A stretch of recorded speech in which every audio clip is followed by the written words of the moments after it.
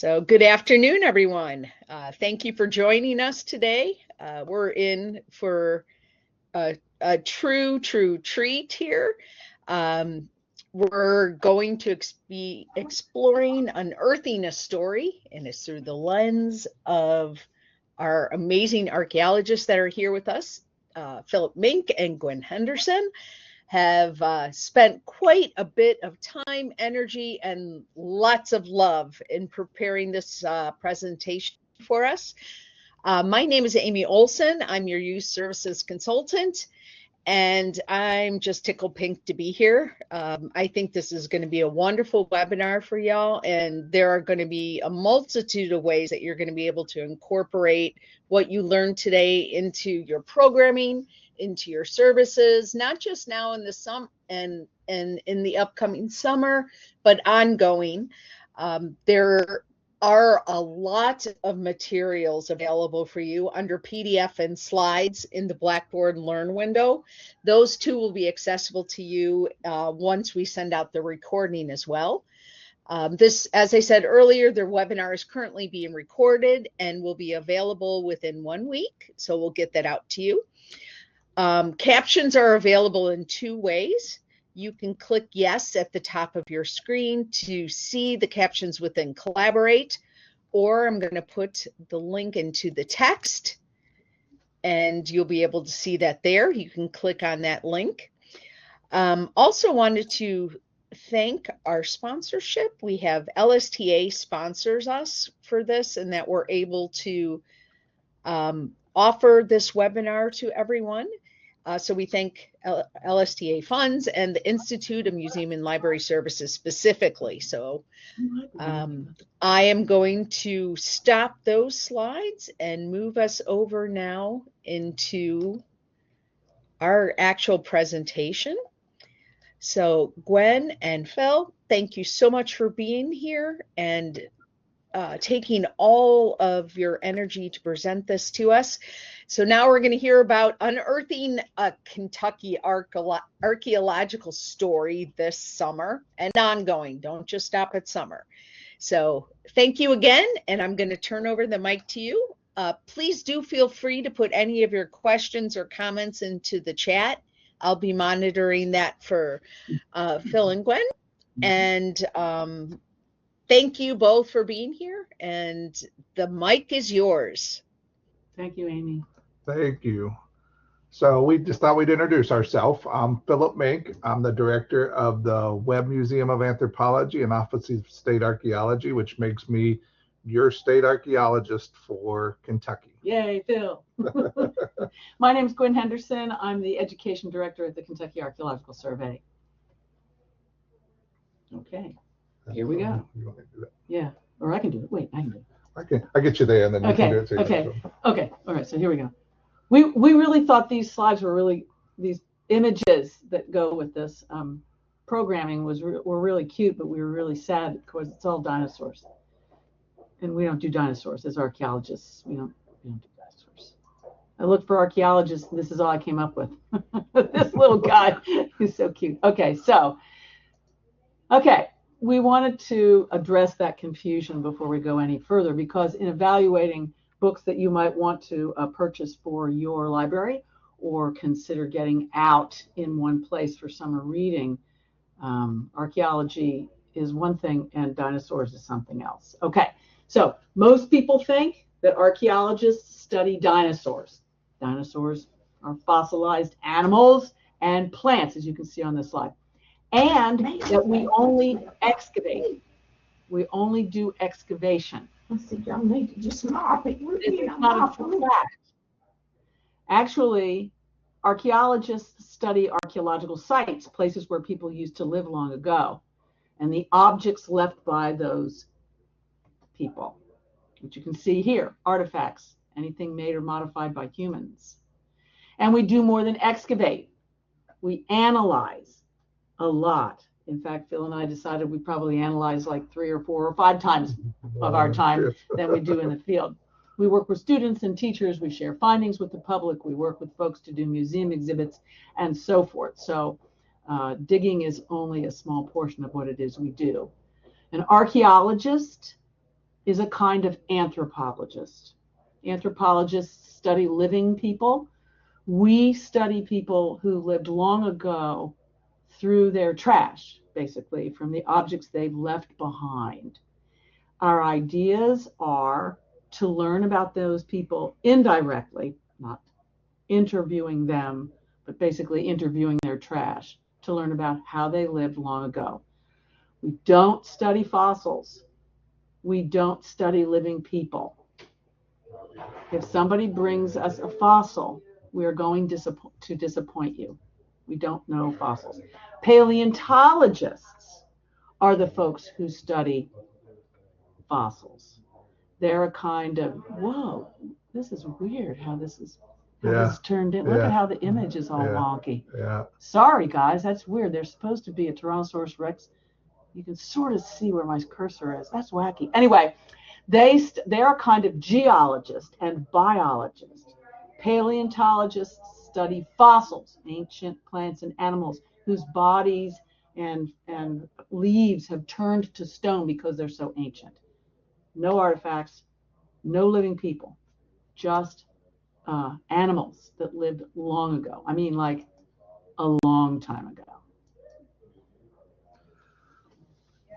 And so archaeologists use science and the scientific method to study these long ago cultures and people. So on the left hand of your screen, you'll see that trash Gwynn was talking about, pottery sherds, arrowhead and spear fragments, remnants of an old structure that we're really just seeing the post holes with. And we take that material, and by analyzing it, studying it, with a variety of different methods and techniques, some involving science, some just involve looking. But from that material on the left, we try to make interpretations and inferences that allow us to develop something like you see on the right, a recreated scene of a Kentucky village about 700 CE. And so scientific archaeology then focuses on human behavior, not pretty objects. And so that's what separates us from, you may have collectors in your community, people who go out and look for arrowheads or use metal detectors and things like that. They're mostly focused on finding pretty objects, not the human behavior that create that. And to get at this human behavior and to go beyond just the objects we're finding, there's some steps we follow. We follow the scientific method. First off, we document everything. Document from in the field so that we can look at where things are located, because to us, just finding an arrowhead or a Civil War bullet doesn't tell us much other than that somebody was there. But looking at it in relationship to other artifacts found at the site, or other what we call archaeological features like post holes or trenches or trash pits or Civil War fortifications, that helps us begin to understand human behavior and tell those stories. We collect all types of data, and that has changed through archaeology's history. Stuff that we collect today, like animal bones that found at site, weren't always collected in the past, but we know collecting animal bones and pollen data and soil, where we can then later bring back to the lab and look for little pieces of plants, allow us to reconstruct environments and what people ate and things like that. We use high-tech science. You'll see us doing some ground penetrating radar there at the military monument in Frankfurt, kind of in the center of the screen. And then we analyze all that data when it comes back. We collect it, but then we come back, and as Gwynn said, we spend probably more time, 3 to 5 times more time, studying and analyzing and writing that stuff up. We then curate or send that material to a public institution like the Webb. We're the Webb Museum here, so we are the primary repository for artifacts in Kentucky and have been for almost 100 years. But there are other institutions in the state. But that stuff is kept there in perpetuity for others to come and study and to use for educational purposes and so forth. And then we have our obligation to publish our analyses and interpretations, not only for each other, but also for academic, but for public, the public as well as academic audiences. And so just kind of to sum up, to us, context is everything. Where we find those artifacts in relationship to things, other features on a site or other artifacts really helps us tell a lot about that. You know, first we want to understand where the site is located on the landscape, which will help tell us some information about what we think is going on. And then we look at where the individual artifacts are in that archaeological site. And then when we're trying to figure out questions like how old a site is, it kind of splits. We want to know how old the artifact is, and we can get at that a variety of ways through using things you may have heard of like carbon-14 dating, but also where that artifact may occur in the ground, how deep it is compared to other artifacts. It gets tricky, as you see on that image on the right, when you have things like trash pits dug into the soil column that can throw you off. And so those are all things we're having to look for when we're doing these analysis. But once we have that information, that's how we then begin to interpret a site itself. So space and are two kind of important things that we thought we'd talk a little bit more about. And so because we're here in Kentucky and you guys are librarians in Kentucky, the focus here now from this general, we're going to go to the specific and talk about time in Kentucky, Kentucky's history and Kentucky's space. Okay, so in terms of time, we've got two main eras here in Kentucky. The 12,000 years of the American Indian era, and you see on this chart the beginnings all the way back 1300, 13,000 or more, moving through time, through different ways of life, hunting and gathering peoples, gardening peoples, and farming peoples, all the way up to the historic time period of indigenous people being here and early Europeans and African Americans arriving in Kentucky. So first we have the American Indian era, or maybe I should say eras. And then we have the Euro-American and African American era, which is significantly shorter, also includes indigenous people because they still live here today.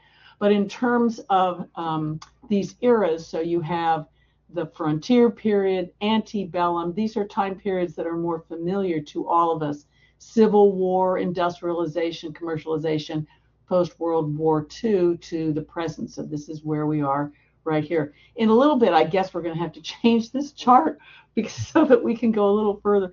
Yeah. And we're entering into the second quarter of the 21st century. So anyway, so this gives you a sense of the time period of archaeological sites, artifacts, research questions, and so forth that archaeologists doing archaeology in the state are considering when they do work here.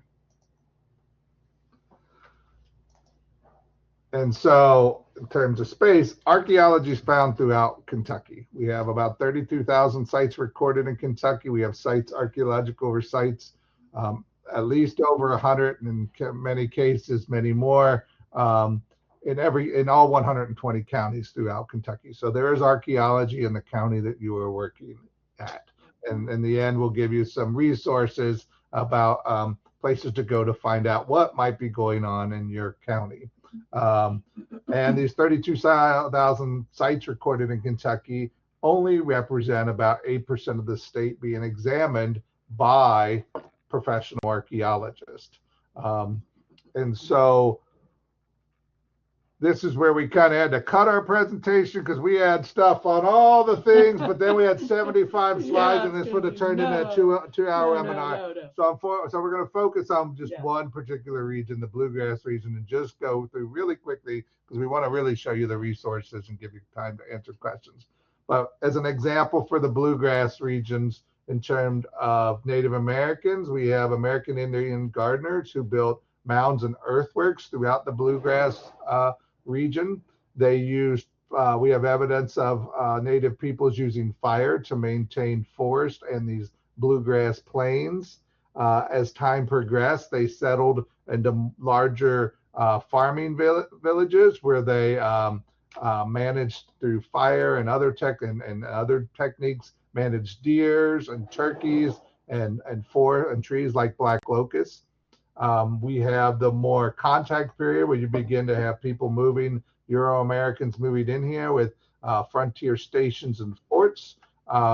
We have plantation houses and slave cabins, the Barclay Plantation in Jessamine County. We have Civil War forts and battlefields throughout the states, religious communities like Pleasant Hill and South Hill.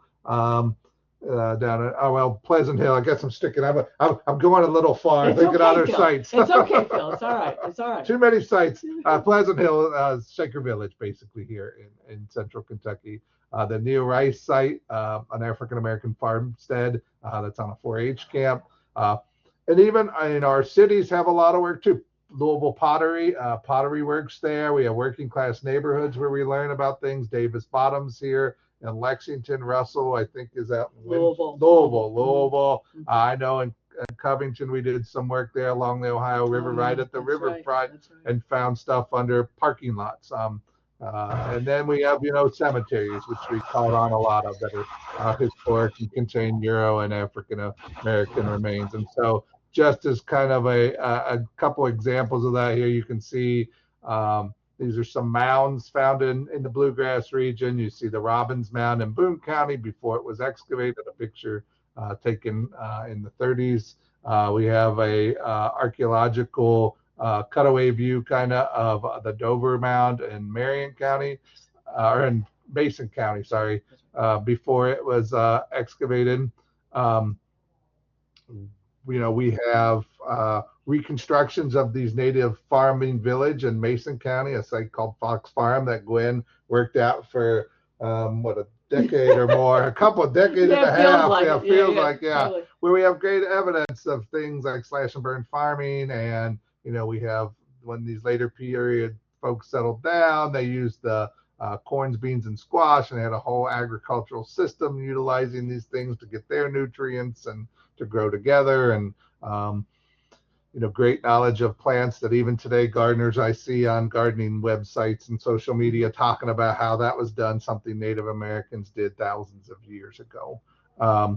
Historically, we have all kinds of bottles are very popular. Stone kilns this is that Louisville Pottery Works in Louisville, and the wasters from some from pottery kilns. Bottles are found in glassware and a lot of historic sites.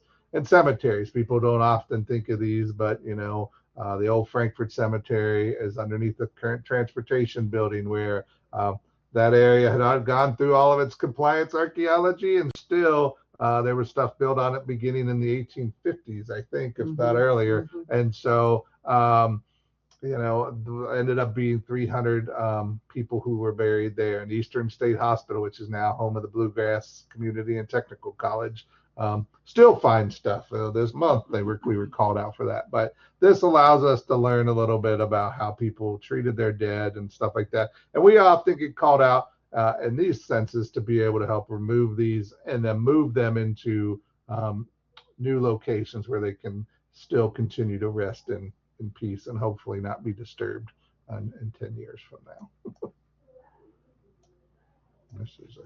All right. So that's a little bit of background to give you a sense of what it is we do, why we do it, what we have, the opportunities for stories.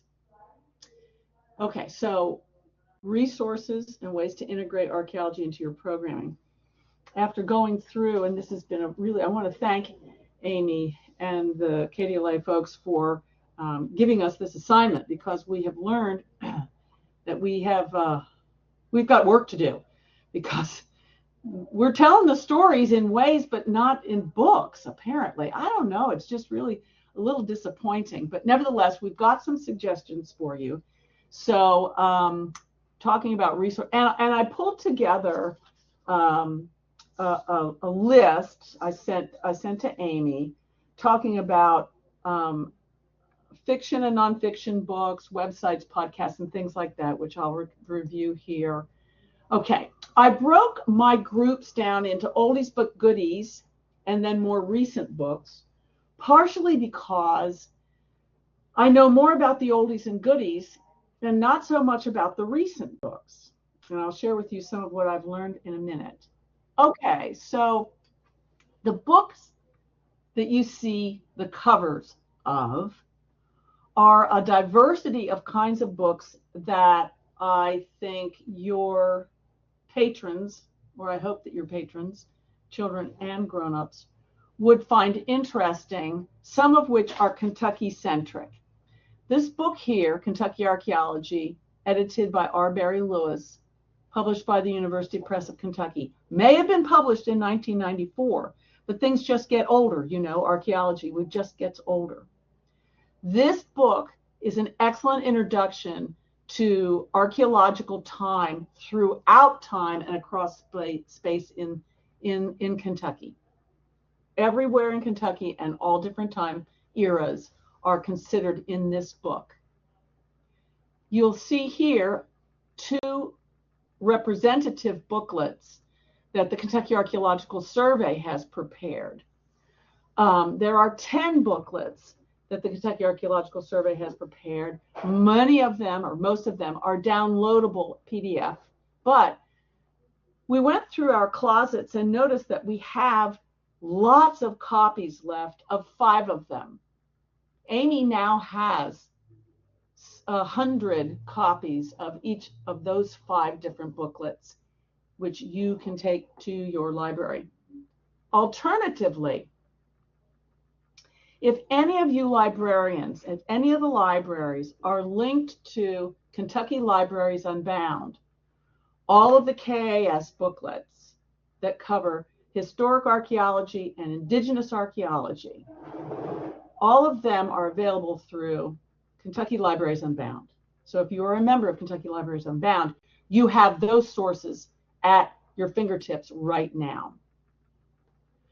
Home Place is an oldie but a goodie for this reason. It talks about the time now, and then linked through an object goes back into the past, and it's not an arrowhead or a spear point, it's a glass bottle. It's just more, the book is beautiful. In Small Things Forgotten, this is a wonderful review of archaeology, historic time periods, mainly in the colonial period. If you want to have something for kids that covers every aspect in archaeology, amen, this is the Merit Badge Series book, Archaeology from the Boy Scouts of America. I use this all the time. I recommend it to teachers all the time. Amy has a copy of the PDF. You can download it for free from the Boy Scouts. It covers everything.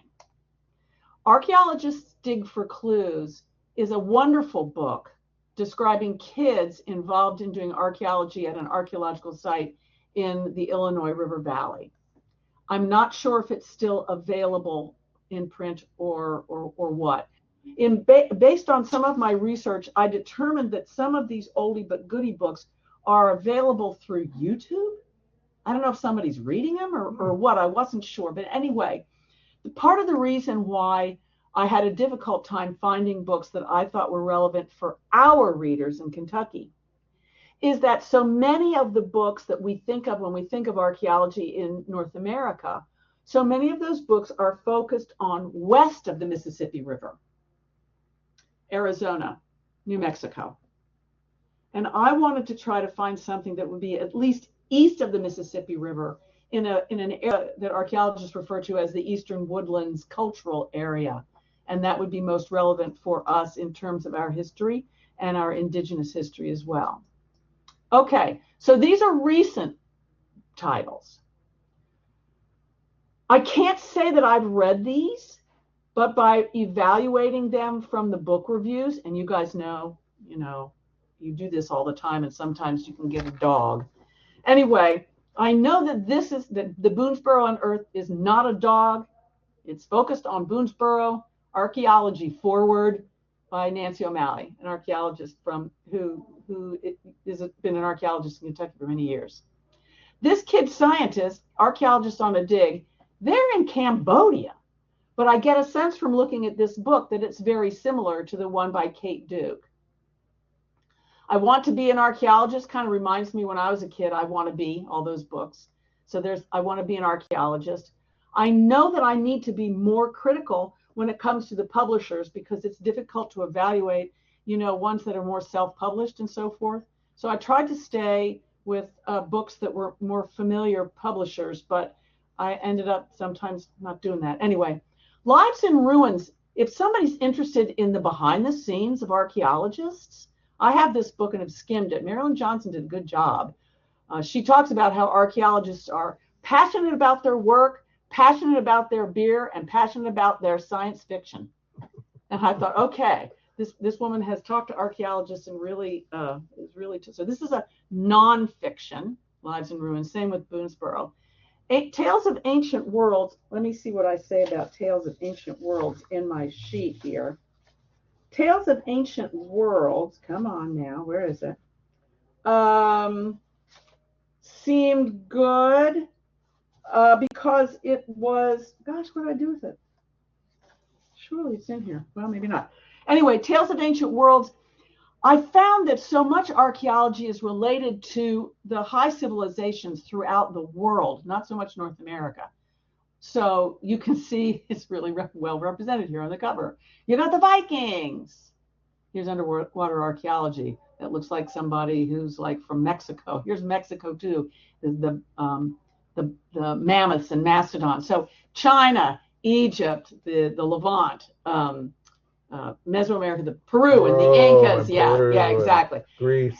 And this is what, and as I was going through doing my review, I'm like, this is the reason why everybody thinks this is what we do.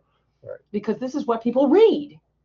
This is what they see. This is what's more available. So it's quite clear that we have our work cut out for us. We need to write stories ourselves about the things that we find. Because honestly, you all, there are very interesting stories that are linked to the archaeology that's been carried out in Kentucky and in the Ohio Valley. We don't have to go to Mexico and Peru. Okay, so here is one source, one resource for information specifically you can go to learn about archaeological sites and the stories that they tell, linked to counties in our state. At this point, we now have 142 sites. Here's the URL. You can look at it on your phone or on your laptop or on your desktop. You can access it either by county or by site type or by site age. Now, I'll be honest with you. We want to have every county represented, but we still don't. We're trying hard. We still have, I don't know, 50 counties still that we don't have anything in. Yeah. But adjacent counties would be helpful too, maybe. So if you live in, I know LaRue, I love LaRue County, but LaRue County, we don't have nothing for LaRue County right now, but counties next to LaRue County we do. So this is an opportunity for your patrons to find specifically about sites in their county. But for an activity, for programming, you could pull up yourself 4 or 5 different kinds of sites that are in your county, if there are that many, or particular site types, and ask your patrons to read, discuss, compare, and contrast what it's like to see a farming village out in Western Kentucky and a farming village in, say, Central or Eastern Kentucky. Okay, and the pictures are really good. Okay, so I also have included in this list of resources websites. Living Archaeology Weekend, particularly linked for Kentucky, has videos and content information about archaeology in the Red River Gorge area. There are lesson plans linked to the videos that Living Archaeology Weekend has.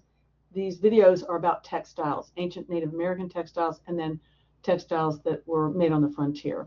The Archaeology channel has archaeological videos from all across the world, But there is a special link, and I know you think to yourself, why on earth is there a special link for 4 or 5 videos that are specific to Kentucky? And that's because the Kentucky Transportation Cabinet provides funding to the Archaeology Channel to ensure that these videos are available for people to see. And those videos cover mainly Native American topics, and those are part of the Kentucky Archaeology and Heritage series. And those are, let me find some of the titles here. Okay. There's a short video, and none of these are any longer than 25 minutes. Most of them are less than 15. There's one about the Adena people in central Kentucky. There's one about the early gardening peoples in eastern Kentucky. This would be Jackson County. There is a video called Saving a Kentucky Time Capsule, which is about indigenous mud glyphs in a cave in Warren County. And then there's one that's historical archaeology linked to the history of Kentucky, particularly during the Depression. A lot of archaeological work in Kentucky was done during the Depression. The Kentucky Archaeology and Heritage series also has a series of long form, meaning hour-long documentaries, and they are in my list of resources that you can access easily. One is about historic archaeology all across the state. The other is about Davis Bottom, an integrated community, one of the poorest communities in Lexington. Then there's another one called Creelsboro and the Cumberland, which is linked to oral histories and interviews with local folks about the history of Creelsboro, a small town in Russell County. And here's Russell County. Yeah, I think so. What's important for you to know about these videos is, in terms of programming, there are websites linked to them. All of these URLs are on the handout in these recommendations. There are lesson plans, ways to examine murals. It would be an art activity. There are, for those of you who are linked in with your teachers and know about PBS Learning Media, there are lessons linked to the historic archaeology video about Camp Nelson, about the Camp Nelson photography shop, about Ashland, the Henry Clay Estate, all of this historic archaeology. The Davis Bottom History Preservation Project website is incredibly rich with photographs, interviews of folks who used to live in Davis Bottom, and also activities that can be done. So if you wanted to have a themed activity, a themed programming, those kinds of lessons are out there for you to access with really good, because this is prepared for teachers as well. So for you all as programmers for your library, it's a lot like being a teacher and having these lessons. You can pick and choose on what you'd like to do. Okay, so I don't do podcasts. Friends of mine all do podcasts. I thought this is the 21st century. Maybe some of your patrons would be interested in podcasts. So I sent out an email to friends of mine and said, hey guys, what about podcasts? So these are some of the ones that they suggested. I can't I don't know, but they say these are very tasty. I will say that Florida Public Archaeology Network is a national leader in public archaeology and this kind of thing. Their Archaeology Books for Fun and Archaeology Material Culture, these two podcasts are done by them. The Dirt on the Past, a friend of mine, an archaeologist out in Bozeman, Montana, is the person for this, and she's sterling. So I know that Crystal would do a very good job. Time Team is something that's done in Europe. Time Team has a book. They go to archaeological sites. It's really, really well done. So, I mean, even though I don't listen to those podcasts, I can tell you that those are tasty. Okay, here are some other resources. This website will take you to a place where you can access and get for your library these posters. But not to worry.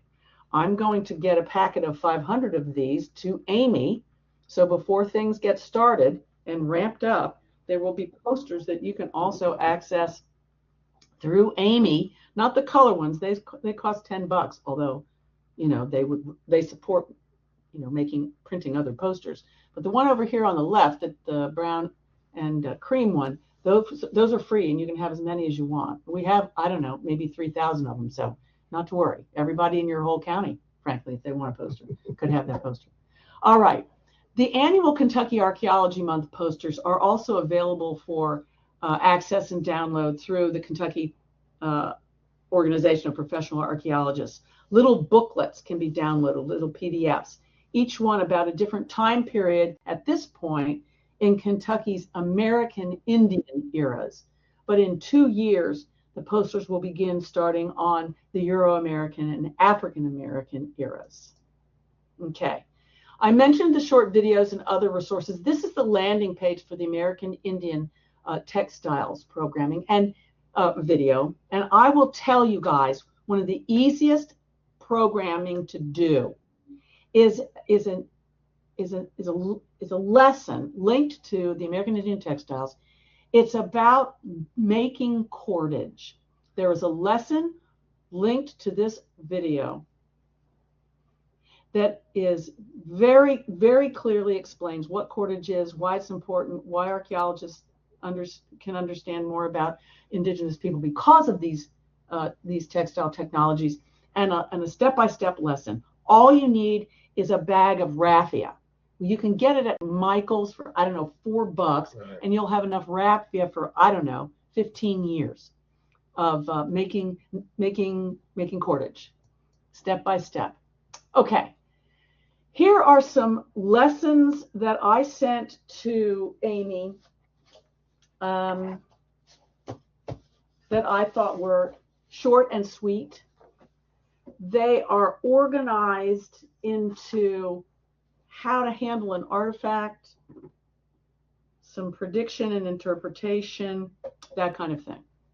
As Phil explained, doing archaeology, posing research questions, collecting data, analyzing, drawing conclusions. This is doing archaeology. So much of the books that I found are all about not posing research or analyzing or even drawing conclusions. Well, they're telling the stories, but it's about collecting the data. I will also say that many of the books that I looked at used archaeology as the background, but weren't really about archaeology, which was kind of wacky for me as an archaeologist. There's really no storytelling if you don't do the archaeology through these steps, and so those books that were considered through Goodreads as archaeology books, I realized were archaeology was the backdrop, and archaeologist was the protagonist. The archaeology was sort of the thin shell, but it wasn't about archaeology. And I'm not saying these books aren't interesting. I mean, who could resist getting a book that was #1 in the Romancing the Ruins series by Carla Luna? The first one's called Field Rules, and there's all kinds of intrigue going on in the archaeological site because an ex-friend who is still an archaeologist is supervising another friend who's an archaeologist, and it just kind of goes on. I mean, how about this one? Carbon Dating by Jen Smith. Is that like archaeologists dating? I don't know. So anyway, I have a sheet that I sent to Amy about issues to consider when deciding what kind of archaeology stuff to offer to people. And the trade publications, the archaeology is oftentimes not really archaeology, but it's archaeology light, or it's archaeology as a shell for a story. So it's difficult for me to call it archaeology. Nevertheless, I did make some suggestions and ask you to consider, if you're going to buy archaeological books, if the book says archaeology but then talks about dinosaurs and fossils, don't do it, because it's about fossils. It's not archaeology. And think about getting stuff that is not just about Egypt and Peru. Think about other places. Okay, so, but those recommendations are in another sheet that I shared with Amy. Okay, so this programming, sorry, that was an aside. This programming programming. You guys are going to be asking folks to be archaeologists in your library, but they're going to be analyzing, classifying, observing, inferring, doing research. So, for example, this handout right here called interpretation. You take a look at an object and you try to interpret it. This is what archaeologists do all the time. As archaeologists, we walk around. I mean, come into Phil's room and you can see all kinds of objects here. You go into your own library. Your library is an archaeological site. There are objects everywhere. I find interesting, though perhaps somewhat distressing and depressing, I will bring like weird things from my kitchen that are old-fashioned kitchen tools, but kids don't know what they are. And I use those as the objects. And some of the interpretations are rather wacky because they've never seen a can opener that you have to use by hand. Yeah. It's very funny. So anyway, it doesn't have to be a coin. It can be a pencil. It can be a paper clip. It can be anything. The idea is going through the process of interpreting. Small groups, individually, grown-ups with their kids, wacky things, interpreting. They are being archaeologists, and not a shovel has been put in the ground. And Phil is pleased with that because he's responsible for ensuring that archaeological sites in the state are preserved. This is another one of analyzing objects. This is the same, pretty much the same kind of thing, an object lesson. This one kind of works for groups where you ask the folks working together to sketch it. So we're using all different kinds of levels of learning, right? So we're going to collect information, we're going to sketch it, we're going to explain it and analyze it all on just one sheet of paper. And then the conversations begin. There's a really interesting activity if you wanted to be really more involved in artifacts where people bring objects from home that have no personalized information on it. That's, quote, an archaeological site. You put it in the same kind of bags. Everybody, there's like 20 bags. They all look like brown paper bags. And then give them back out to different people. And they try to infer aspects of the person, a boy or a girl. How old is the person? What's their job? It's really interesting inferences and observations there. Which reminds me about a book that Amy really wants to get, and that's The Motel of the Mysteries. If you guys get Motels of the Mysteries, and it's one of those oldies but goodies, it gives you no confidence in what archaeologists do.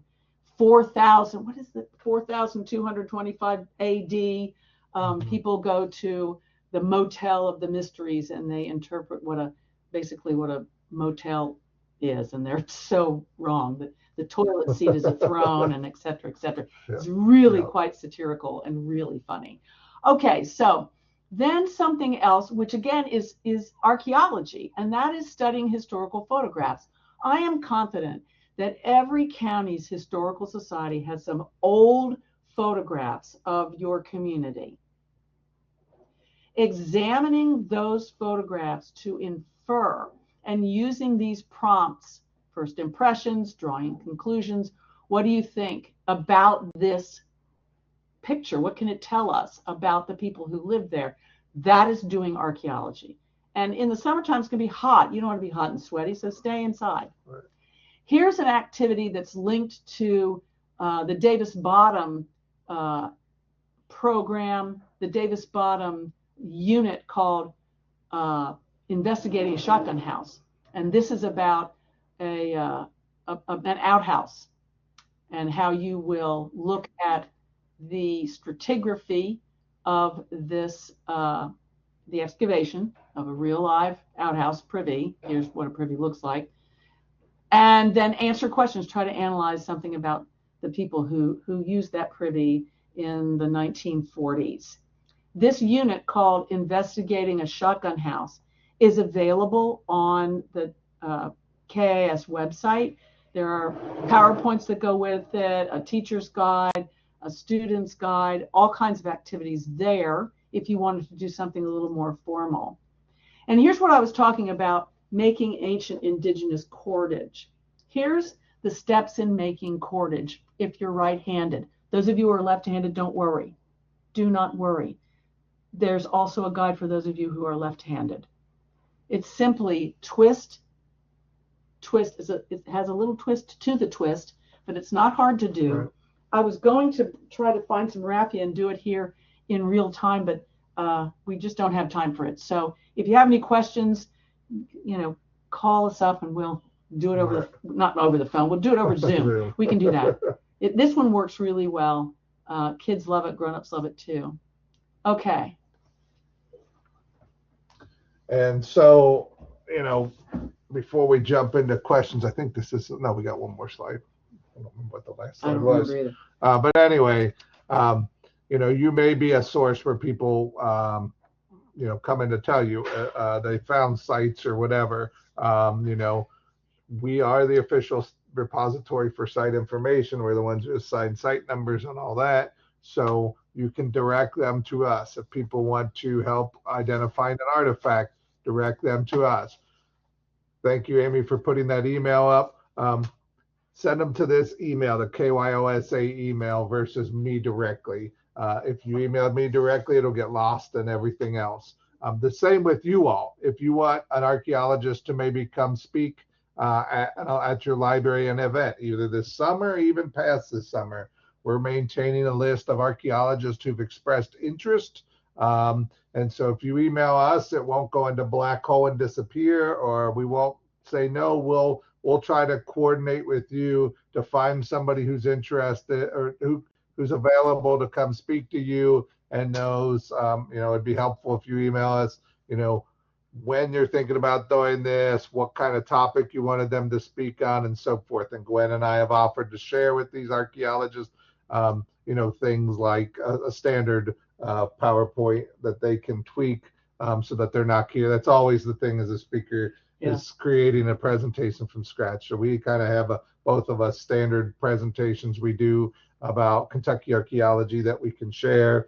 Now, we don't have anything in the back pocket about Rome or Greece. No. But there may be somebody we can try to connect you with if that's something that's really interested in your county. But we have most of the archaeologists who will work for us. But please email that OSA email address. I have a staff here who checks that, because that's an email where we get. Same thing if somebody comes to you with an ID, artifact they don't know how to ID, and they want to know what it is. Those are the places to send them to that email address. And from there, we filter it out and send it to who it needs to go to, archaeologists throughout the state who might be able to help us. I don't remember what our last thing was. And now for Q&A. Exactly. Yes. So that is the end of us talking, yes, I guess. And it's time for you all to talk. Yes. If you'd like, you're welcome to take over the mic, or if you feel more comfortable, please feel free to put questions into the chat. In the interim, I'll say just, wow, you guys, that was great. Not only interesting and useful, but hilarious as well. There were multiple times I was cracking up. So please take over the mic, you guys, and ask your questions. I did get, as a couple people had texted me from requesting additional information about locations in McCracken, Pulaski, and McCreary. If other people are interested in more information, please do put that in the text as well. I think that there are Pulaski County sites and McCreary County sites on Discover Kentucky Archaeology. I had said that I would send the request to you guys, and send you the person's email. That way you can get back to them. Right. Yeah. No, that'd be good. We can see what's available. Right. Discover Archaeology is nice because it's written for non-lay people, so non-archaeologists, for lay people, non-archaeologists. And so, I mean, the other thing, even if it's not something on Discover Archaeology, there are some publications out there like the Kentucky State Plan, which is put out by the Kentucky Heritage Council, which has information. It's a little dated. It's about, 2008. But it contains information about what we knew in 2008 about all the archaeology sites. We took all, at that time, it was probably about 25,000 archaeological sites or or something like that, and created, and then the Heritage Council created this thing. So that's another. It's just more technically written for archaeologists and dense, but if and that's probably what we'll consult if we don't find it something like Kentucky Archaeology. And we're developing a few things right now, but they won't be ready for the summer, but they'll be ready as the year goes on. Now, I will say, I've done archaeology myself in Pulaski County, McCracken County, and McCreary County. So I know firsthand that there are archaeological sites in those counties. I also know that some of the booklets from the that are prepared through the Kentucky Archaeological Survey would be relevant for McCreary County, Pulaski County, and McCracken. So, for example, readers in McCracken County would be interested in learning about the farming peoples out in western Kentucky, and the booklet Slack Farm would be one that would be helpful. It is about Union and Henderson counties, but McCracken isn't too far away. In McCreary County, there's a booklet that the Kentucky Archaeological Survey developed about the very earliest hunter-gatherers who came around 9,500 BC up to about 8,000 BC. That one's called Kentucky's Earliest Hunter-Gatherers or something like that. I can't remember the title off the top of my head. That would be a relevant one for readers there. Pulaski County too, because there have been quite a few very early archaeological sites found in Pulaski County. So there's, and of course, the Kentucky Archaeology book, published by University Press of Kentucky, edited by R. Barry Lewis, will have broad generalization information broken down by time period and then by area of the state. And so your area of the state in southeastern Kentucky for McCreary County, south central for Pulaski, and western Kentucky for McCracken will be in that book. I also should say that Pulaski County is not that far from Creelsboro, and that video program and the lessons that go with it would be relevant for people living in Pulaski County. I also think that there is a teaching with historic places lesson for Mill Springs. And isn't Mill Springs in Pulaski County? Mill Springs is in Pulaski County. It's a Civil War, Mill Springs. now National Monument. That's right. So I had forgotten to talk about teaching with historic places, but there are 5 of them with Kentucky connections. One specifically there, Mill Springs. Another one about Mammoth Cave, and there has archaeology specifically in that because the archaeological research that's been carried out in Mammoth Cave. So there are either Pulaski-centric, McCracken-centric, McCreary-centric, or counties adjacent to give your patrons appreciation for the depth and breadth of stories linked to archaeology that are there.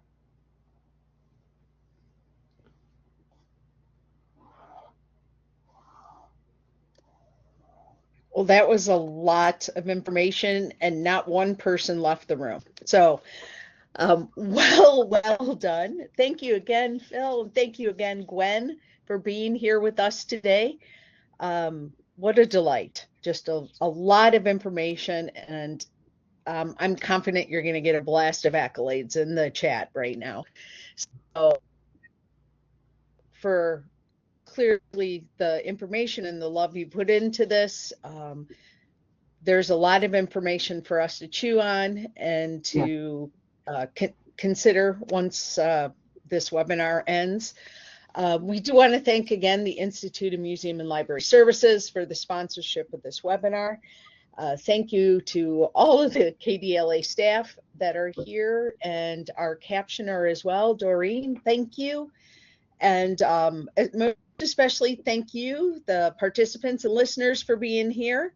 and being a part of this. Hopefully you'll find many, many, many ways to integrate all that we've learned today into future programming and just personal development.